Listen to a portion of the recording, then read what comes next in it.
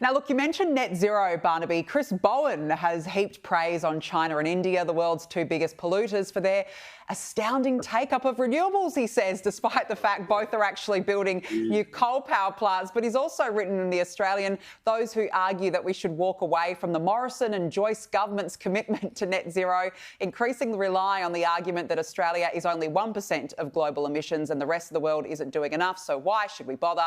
Andrew Hastie and Barnaby Joyce have been advancing a cartoonish version of this argument. Please, Barnaby, your response. If there's ever a person who could become a cartoon, it's Chris Bowen. He's right on two things. We are about 1% or less of carbon emissions, and the world is not taking it up. The world's not taking it up. China is building renewable intermittents. God, stop calling them renewables, intermittents.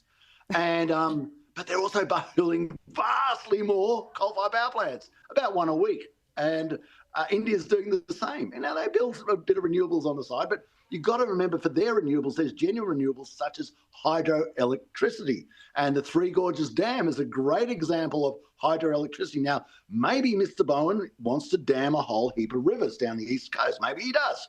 And then you'll have genuine renewables. But what he's actually building in Australia is intermittents.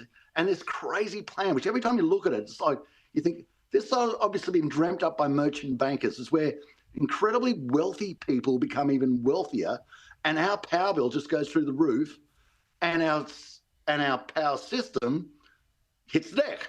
And who makes money? Well, follow the money. Follow who makes the money.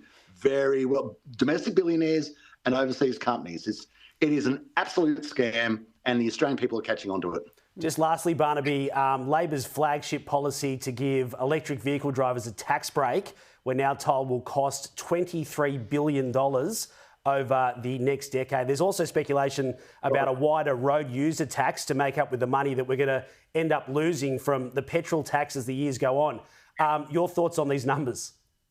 Well, it's so easy to be a big man at the sale yards with another fella's checkbook, isn't it? $23 billion. Yep. Don't worry about that. $23 billion. Imagine what we could do to refurbish coal-fired power plants. Imagine what we could do to build regional hospitals. Imagine the roads and the railway lines we could build. We could build the Outback Way, the Inland Rail. Imagine the things that could actually, dams, we could actually make this nation stronger. But instead, you're finding a group of people with electric vehicles who are probably doing very, very well and saying, you're not wealthy enough, we're going to give you some more money. And at the same time, you've got people who, in my area, who cannot afford their power, who are sleeping with their pets because that's how they stay warm. They don't get the electric vehicle bonus. They get Mr. Bowen's power bill. Yeah, and it keeps going up and up every quarter. That's the exact problem. Barnaby Joyce, great to catch up with you. Thank you so much for joining us on the show this evening. Really appreciate it.